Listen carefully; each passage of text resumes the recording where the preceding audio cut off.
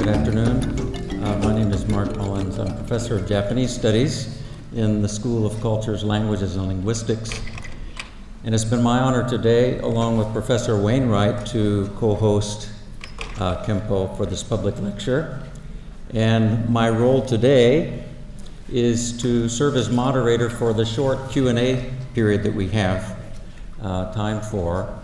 And I've asked a colleague in philosophy, Professor John Bishop, if he would join me at the podium here and offer a brief comment and question to get our session started. And as time allows, we will have mics around the room, and we may have time for another 2 or 3 questions in the session. Thank you.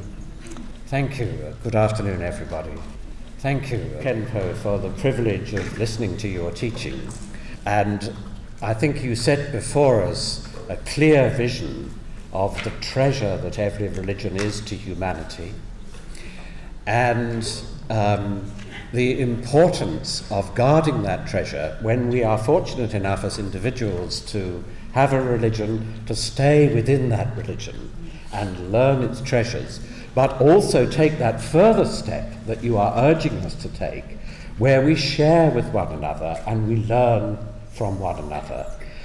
It may be I'm a Christian, maybe I can be a better Christian if I learn from Buddhism. And I'm going to try doing that, because I have here one of your books. This is Footprints on the Journey, Enthralled with Life's Chance Encounters. And I'm going to, so this is written in a diary form, and I'm just going to read from a particular, one particular day, and it's written in both Chinese and translated into English. Oh no, the bothersome backache is here again. And then you say, one becomes most susceptible to the thought of death in illness. And you say, to encourage myself, I am citing here the verse on realization by Hongzhi of the Southern Song dynasty. Dharma bliss is my sustenance, compassion is my dwelling. Compassion is my dwelling. Faith in the Buddha is my final settling place. This body of mine is merely on loan. Being mindful is my sole endeavour. I have no time to spare on earthly affairs. Take Dharma bliss as sustenance. Regard love and compassion as dwelling places. Love and compassion as dwelling places. Take faith in Buddhism as the final destiny. Understand that the body is on loan. Always diligently maintain the right view. Spare no time in chasing the mundane affairs. Keep off fame and wealth. Crave not external attractions. Always see life as a candle flickering in the wind. And you say, can I accomplish all of this? And then you say, it is tough. So, but reading that, especially the reference to dwelling in compassion, I was very much reminded of something from my own tradition that we read in the first epistle of John, chapter 4, verse 16. God is love, and whoever lives in love lives in God, and God in them. So you were talking to us about God meets Buddha, and you made lots of relationships, parallels between Christianity and Buddhism. You didn't actually say very much about God, but I wonder if you don't really have to say very much about God, because God, and perhaps you were suggesting this with what you said about Merton, that God is the love in which we dwell. And insofar as we practice that, maybe God is with us. So I suppose my question is, do you see that way of understanding God that we find in Christianity, that God is love, as a helpful bridge between our two religions. Actually, you could put it this way, because whether it's Buddhism or Christianity, when it comes down to the end, they all ultimately talk about the highest state of the mind. We call it the highest realm of the soul. In Buddhism, there's a very famous treatise called Pramanavartika. In it, it says that the so-called attainment of Buddhahood is actually the ultimate, most profound compassion. In other words, what we call Buddha is a form of love. As I mentioned earlier, love and compassion mean the same thing. So when compassion reaches its peak, that is what we call Buddha. In this sense, we believe that whether it's Buddha or God, it actually means that love has reached its ultimate state. But this kind of ultimate state is hardly something that can be described or speculated on through ordinary conceptual thinking. Thank you. Hello, everyone. I have a question that I would like to discuss. This particular question was actually asked of me by a Christian priest. I've been studying Buddhism all along. This Christian priest asked me, Buddhism talks about the 6 realms of reincarnation. At which specific level should the God of Christianity be placed? At the time when I was explaining this, I felt that my answer was perhaps too personal. So now I'd like to ask for your advice. If it were you, how would you answer this question? Actually, this kind of perspective in Christianity should be measured and explained using Christian terminology. As for Buddhism, whether it's about saints or ordinary people, they use Buddhist perspectives to explain things. Otherwise, some rules in New Zealand may not necessarily apply in the United States, so every world has its own different circumstances and ways of operating. Therefore, when explaining things, it makes sense to use the doctrines of each tradition to explain within its own context. That is indeed very reasonable.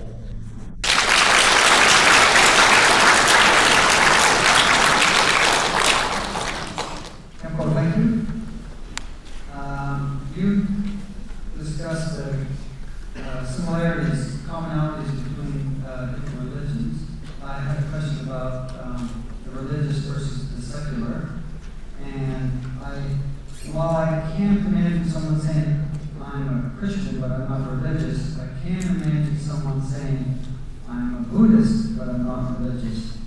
So my question is, can you be a Buddhist and not be religious?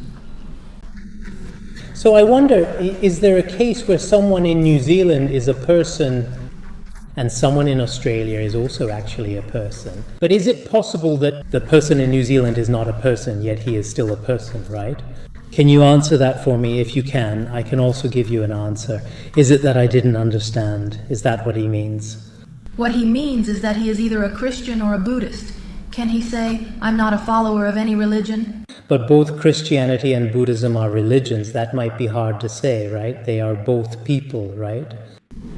Yes, that's right. Hello, so what I'm saying is, religion has actually existed for 4,000, or at least 2,500 years. It has a very long history. 2,500 or 4,000 years? Science had not yet developed then. Modern science began about 400 years ago. Although it is only about 400 years old, science has developed very rapidly. This has led many people to believe in science and no longer believe in religion. So I started to wonder, whether it's Christianity, Catholicism, or Buddhism, do we perhaps have any new ways of thinking? To take traditional religious theories, including love, including all religious beliefs, such, and combine them with the latest developments in modern science. So we can see between science and religion, there is no conflict but harmony. What work has the religious community done in this area so far, or what achievements have been made? Thank you. Although science has been around for 300 or 400 years now and has made remarkable and tremendous progress, science refers to the exploration of the physical and material world. It is a development on the material level, whereas religion is a kind of spiritual pursuit of the mind. And this kind of spirituality, in fact, whether it's 2,500 years or 4,000 years of human history, as long as there is civilization, even if science becomes ever more advanced, in reality, our inner selves can still reach the state described by religion. It should always be possible. So, in the process of scientific development, it is possible to rely on some scientific methods to promote and communicate these ideas. But in fact, the highest state of the mind cannot be realized through science, no matter how advanced it becomes. Therefore, the content of religion does not need to be reformed or updated. Only its methods can keep pace with the times. As everyone knows, human science is so advanced, but the morality in our hearts still relies on the teachings found in religion.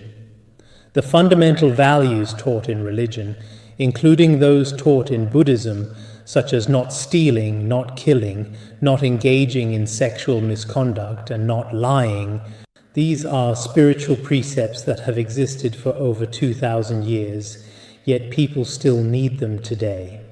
So no matter how advanced science becomes, it may still not be able to reach the highest level of the mind.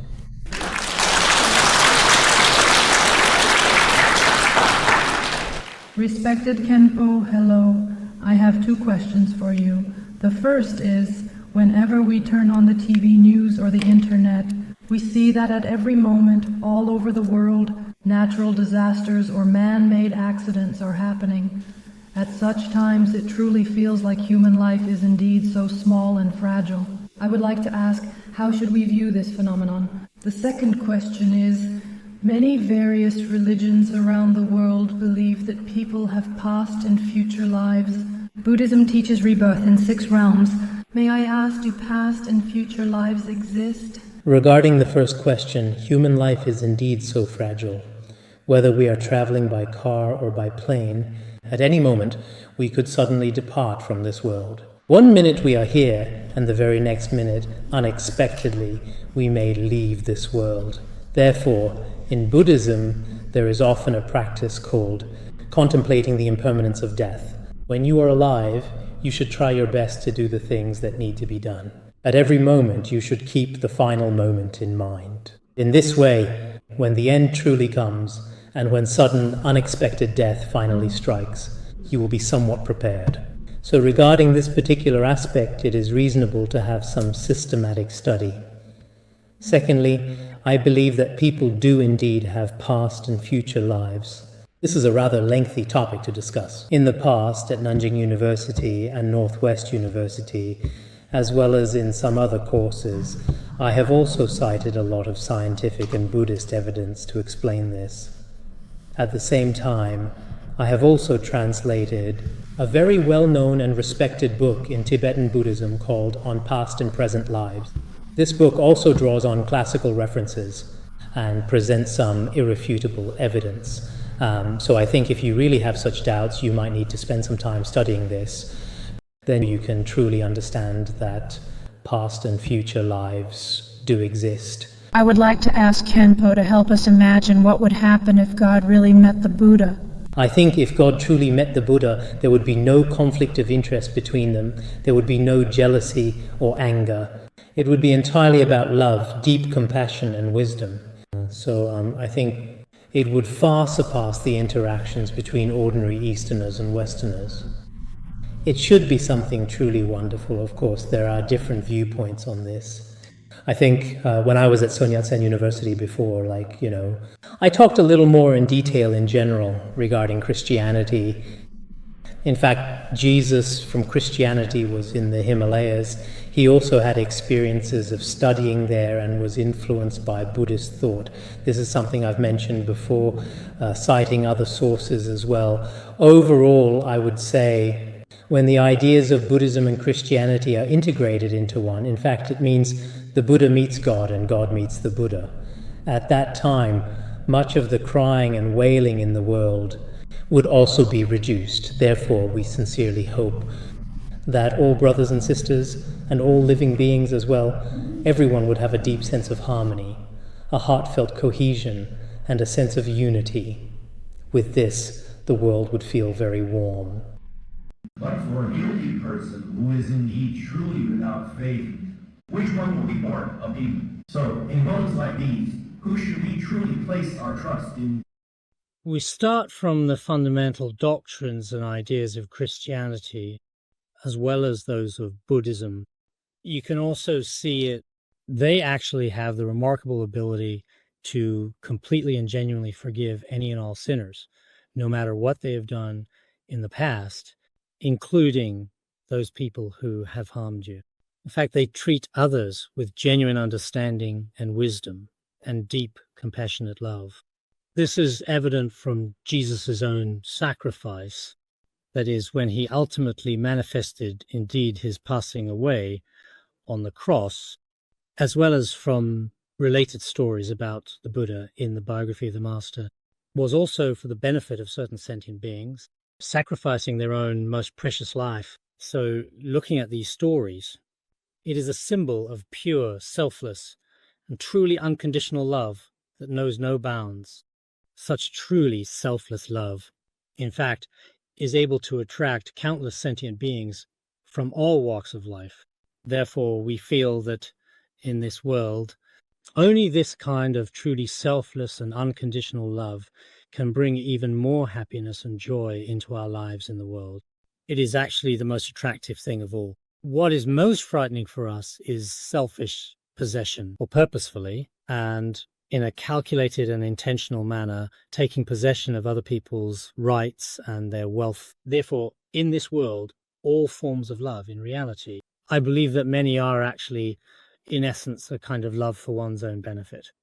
But the ultimate love, in essence, advocated by all religions, which is transcendent, has no conditions whatsoever. It is truly and entirely a dedication to serving others and helping those in need. This kind of love, whether in Buddhism or Christianity, or even among ordinary followers, when it actually appears in them, even if only briefly, is bound to be attractive to others. It's my job to bring this to a conclusion. I'm afraid we would be here for some hours yet, as I see the hands still moving, but we need to bring this to a close. I'd like to thank Khenpo for this lecture and for kindly responding to so many questions. To all of you for coming, and some of our volunteers, the Puxian Temple group and others, it's been great to see such a turnout, and I only wish my Japanese extended to Chinese so that I could participate more fully today. Anyway, it was great to have all of you here. Please join me in thanking again Khenpo for his lecture.